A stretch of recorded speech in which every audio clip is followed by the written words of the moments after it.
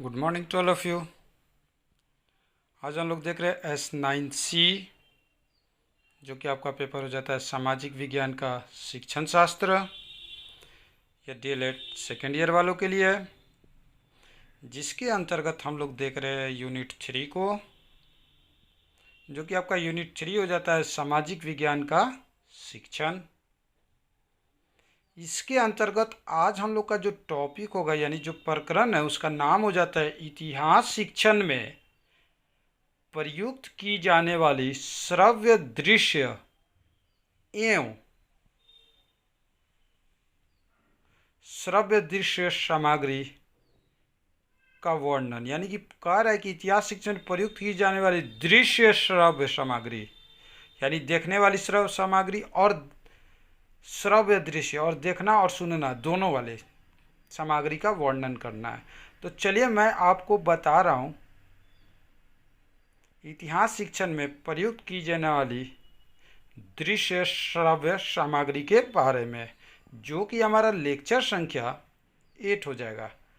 तो my dear student, यहाँ पर हम लोग देख रहे हैं इतिहास शिक्षण में प्रयुक्त की जाने वाली दृश्य सामग्रियाँ निम्नलिखित हैं, जिसके अंतर्गत हम देख रहे हैं हम लोग पहला आ जाता है मौखिक, दूसरा आ जाता है श्यामपट्ट, तीसरा आपका आ जाता है मानचित्र, चौथा आपका आ जाता है पाठ्य पुस्तक, पांचवा आपका आ जाता है ग्राफ, छठा आपका आ जाता है समय चार्ट, सातवां आपका आता है प्रतिरूप, आठवां आपका आ जाता है स्लाइडर्स, नौवां आपका होता है चलचित्र, 10 नंबर पर आते हैं सिक्के, 11 पर आते हैं रेखा चित्र, 12 पर आता है संग्रहालय, 13 नंबर पर आपका देता है कठपुतली खोज, 14 नंबर पर आपका आता है चित्र, अब 5वां 15 पर आता है लास्ट में फिल्म खंड। तो ये जो 15 जो हैं ये क्या है, दृश्य सामग्री हैं, किसका, इतिहास शिक्षण में प्रयुक्त की जाने वाली। तो अब चलिए माय डियर स्टूडेंट, मैं आपको इसके बारे में डील कर कर बताता हूँ।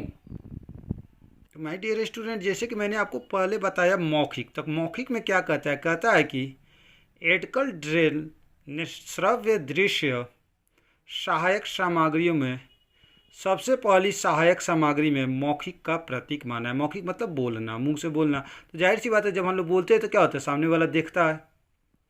इतिहास शिक्षण के आवश्यक उपकरणों के अभाव होने पर मौखिक साधन द्वारा इस शिक्षण किया जाता है। इसके साथ ही अन्य साधनों के होते हुए भी मौखिक साधन का अपना ही क्या है, एक महत्व है।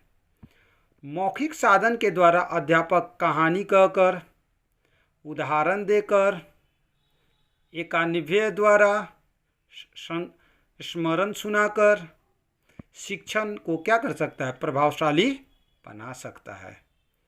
इन सब की सहायता से अध्यापक मौखिक कथन द्वारा ही कथित वस्तु को सरल व बोधगम्य बनाकर उनके बिंब छात्रों के मस्तिष्क में क्या करते हैं, बना देते हैं।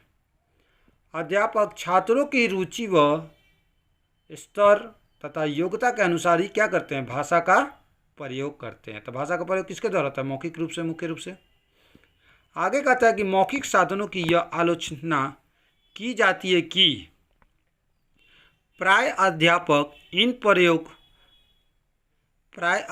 इनका प्रयोग नहीं करते हैं या अभ्यास के अभाव में उचित उपयोग नहीं कर पाते हैं।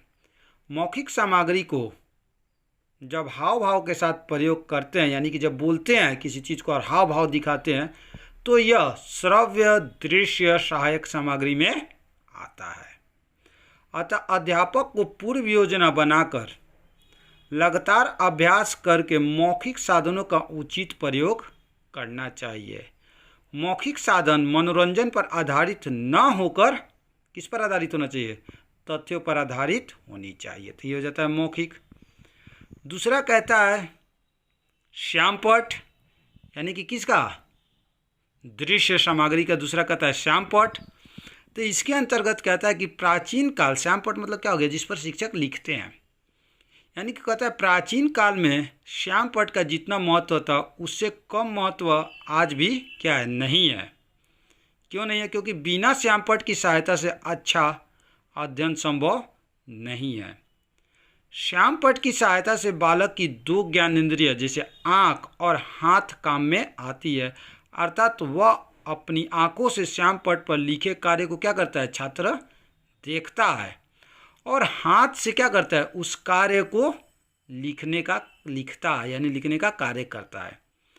अतः ज्ञानेंद्रियों की सहायता से ज्ञान शीघ्र व अस्थायी रूप से ग्रहण किया जाता है। अतः श्यामपट्ट का अध्यापक द्वारा निम्नलिखित स्थानों पर प्रयोग करना लाभदायक सिद्ध होता है। जैसे कहाँ कहाँ पर, चलिए बताते हैं। पहला कहता है शिक्षक बिंदु या प्रकरण को लिखने में, यानी टॉपिक लिखने में, जैसे मैं अभी आप लोग का प्रयोग किया हूँ दिखाने में। दूसरा, पाठ का विकास करते समय विभिन्न बिंदुओं को लिखने के लिए। तीसरा कहता है चित्र, रेखा चित्र, मानचित्र आदि बनाने के लिए। चौथा कहता है कठिन शब्दों को स्पष्ट करने के लिए। पांचवा कहता है तथ्यों को स्पष्ट करने के लिए। छठा आपका कहता है मूल प्रश्नों के लिए, यानी मूल प्रश्न पूछने के लिए। सातवां आपका कहता है छोटी कक्षाओं को गृह कार्य देने के लिए, यानी कि ज़्यादातर प्रयोग छोटी कक्षा में भी होता है, गृह कार्य को देने के लिए। आठवां कहता है श्यामपट्ट सार लिखने के लिए। तो ये 8 जगह मुख्य रूप से क्या होता है, एक शिक्षक के द्वारा श्यामपट्ट का प्रयोग किया जाता है। आगे कहता है कि विभिन्न परिभाषा, नियम या वर्गीकरण स्पष्ट करने के लिए। तो ये हो जाता है श्यामपट्ट। तीसरा कहता है मानचित्र। माय डियर स्टूडेंट, इसके अंतर्गत यह कहता है कि इतिहास शिक्षण में समय ज्ञान का जितना महत्व है उतना ही मानचित्र का है। छात्रों की घटनाओं से संबंधित स्थलों द्वारा सीमा का ज्ञान कराकर भौगोलिक परिस्थितियों से अवगत कराया जाए। इसके लिए मानचित्र का प्रयोग क्या होता है, बहुत आवश्यक है। कहता है यद्यपि मानचित्र का अधिक प्रयोग भूगोल में होता है, लेकिन इतिहास में भी इनकी आवश्यकता क्या होती है, पड़ती है। छात्रों को साम्राज्य विस्तार, राज्य की सीमाएं, राजधानी, युद्ध के मैदान, ऐतिहासिक स्थलों आदि का सही ज्ञान मानचित्र के द्वारा ही क्या है, संभव है। हेनरी जॉनसन का यह कथन मानचित्र के महत्व को स्पष्ट करता है कि इतिहास मानचित्रों द्वारा बनाया गया है जो वह उनमें क्या करते हैं, लिखते हैं। अच्छा तो यह हो कि शिक्षक तैयार मानचित्रों का प्रयोग न करे और प्रकरण से संबंधित मानचित्र की रेखा स्वयं खींचे और छात्रों से भी मानचित्र का क्या कराएं, प्रयोग कराएं। अब यहाँ पर कहता है मानचित्र का उपयोग यानी उद्देश्य। तो इसके अंतर्गत आप देख रहे हैं 4 दे रहा है, 5 दे रहा है सॉरी। तो पहला कहता है मानचित्र का उपयोग वाद विवाद के उद्देश्य से भी किया जा सकता है।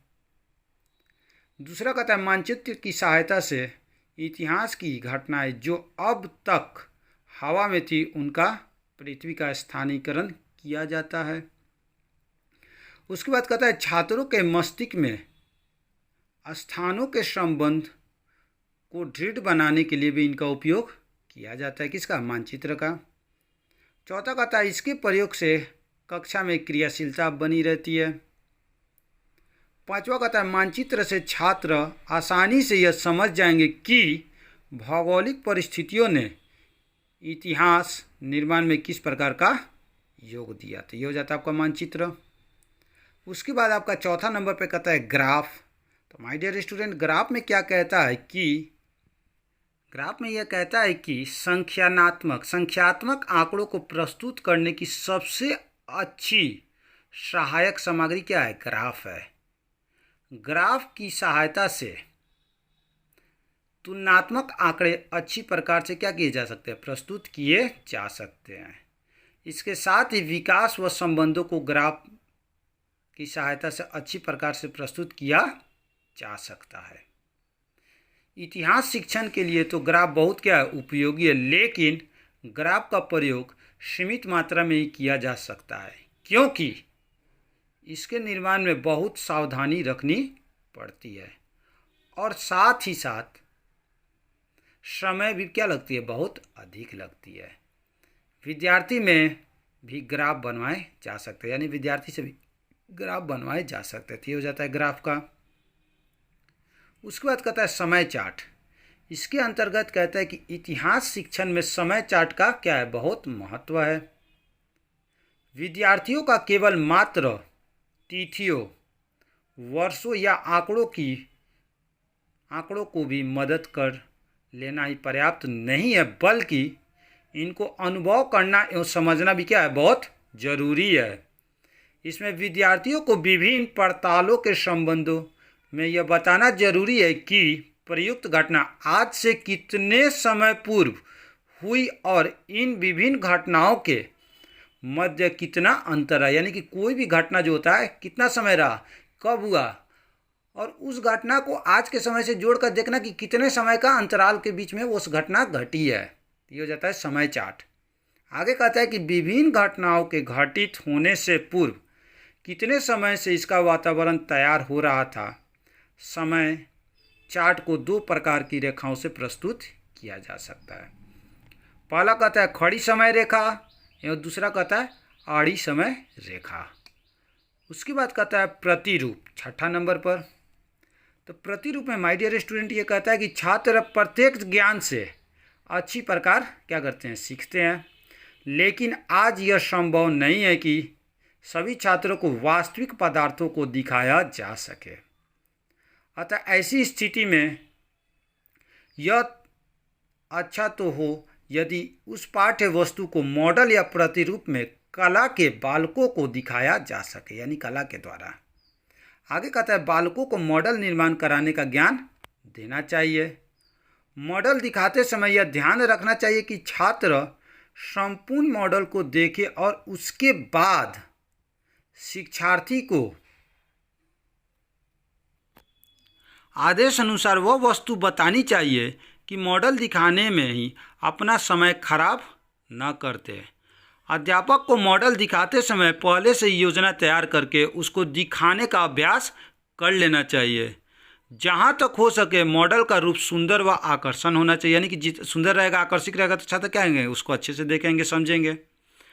मॉडल का रूप इतना बड़ा अवश्य होना चाहिए जिससे कि कक्षा के सभी छात्र उसको आसानी से क्या कर सके, देख सके।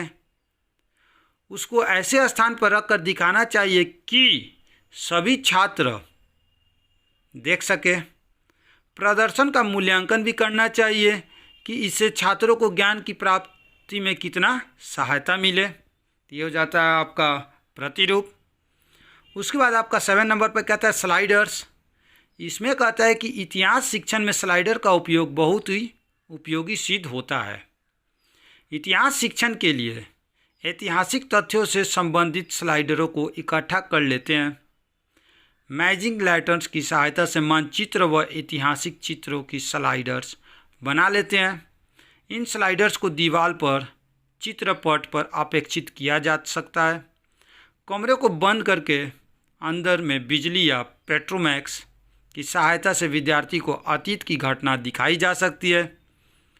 स्लाइडर्स के निर्माण में अधिक खर्च नहीं आता है। ऐतिहासिक इमारतों, पोशाकों, सिक्कों आदि की स्लाइडर्स बनवाकर वास्तविक व सजीव रूप से विद्यार्थी के समक्ष प्रस्तुत की जा सकती है।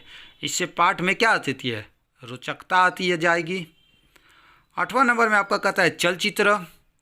चलचित्र के अंतर्गत कहता है कि गत कुछ दशकों से चलचित्रों का महत्व स्वीकार किया जा चुका है। पश्चात देशों में तो आज सभी विषयों का शिक्षण चलचित्र की सहायता से किया जा रहा है। शिक्षक व सीखने में चलचित्रों का बड़ा योगदान होने के कारण वैज्ञानिकों ने भी इसको क्या किया है, स्वीकार कर लिया है। चलचित्रों से शिक्षण करने में अधिक कठिनाइयाँ नहीं आती। इनके प्रयोग व उत्तेजना शीघ्र प्राप्त होती है। इससे पुरानी बातों व तथ्यों को भी आसानी से दर्शाया जा सकता है। चलचित्र द्वारा सीखा गया ज्ञान बालकों के लिए क्या होता है, अस्थायी होता है, क्योंकि यह मनोवैज्ञानिक सिद्धांत है। उसके बाद 9वां नंबर आपका कहता है सिक्के। तो यहाँ पर सिक्कों के अंतर्गत कहता है कि सिक्कों को विभिन्न कालों में विभिन्न नाम से पुकारा गया है। विभिन्न स्थानों पर खुदाई में विभिन्न प्रकार के क्या हैं, सिक्के प्राप्त हुए हैं, जिनसे अनेक ऐतिहासिक तथ्यों की जानकारी प्राप्त हुई है।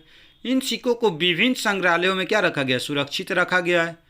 इन सिक्कों से विभिन्न शासकों, शासनकाल, उनकी आर्थिक स्थिति, धार्मिक स्थिति इत्यादि के बारे में आसानी से क्या लग सकती है, पता लग जाती है।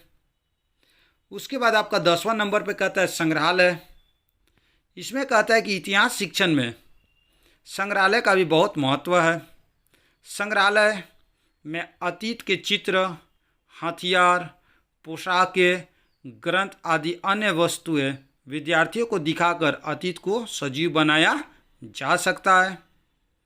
विद्यार्थियों को इनको जानने में अति रुचि जागृत हो सकती है। इसके लिए विद्यालय का अलग से छोटी संग्रहालय बनाया जा सकता है, जिसमें वास्तविक वस्तुओं के स्थान पर उनके चित्र, मॉडल आदि रखे जा सकते हैं। इसमें विद्यार्थियों के लिए इतिहास क्या होती है, रुचिकर बन जाती है।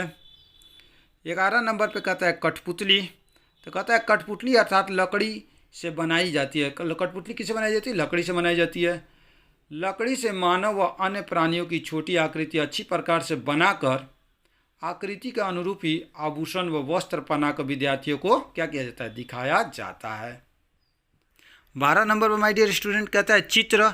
यानी कि देखिए, चित्र बनाकर भी बहुत बच्चों को क्या किया जाता है, दिखाया जाता है, और बच्चों को दिखाकर क्या किया जाता है, आकर्षित किया जाता है। 13 नंबर में कहता है फिल्म खंड। यानी कि फिल्मों को खंड खंड कर दिखाकर भी छात्रों को क्या किया जाता है, आकर्षित किया जाता है। 14 में कहता है रेखा चित्र। यानी कि रेखा चित्र इतिहास के लिए क्या है, बहुत आवश्यक उपकरण है। कुछ तथ्यों का स्पष्टीकरण जितना रेखा चित्र से हो सकता है, उतना किसी अन्य से नहीं हो सकता है। और लास्ट आपका आता है पाठ्य पुस्तक। यानी कि पाठ्य पुस्तक भी बहुत ही मुख्य रूप से क्या होती है, सहायक होती है। किसके अंतर्गत, दृश्य के अंतर्गत। तो ये जो 15 यानी कि पाठ्य पुस्तक के द्वारा क्या करते हैं, छात्र पहले उसको देखते हैं, सुनते हैं, समझते हैं, फिर पढ़ते हैं। तो माय डियर स्टूडेंट, आज हम लोगों ने देखा इतिहास शिक्षण में प्रयुक्त की जाने वाली दृश्य सामग्री के बारे में, जो कि मैं अपना लेक्चर यहीं समाप्त करता हूँ। Thank you, have a nice day.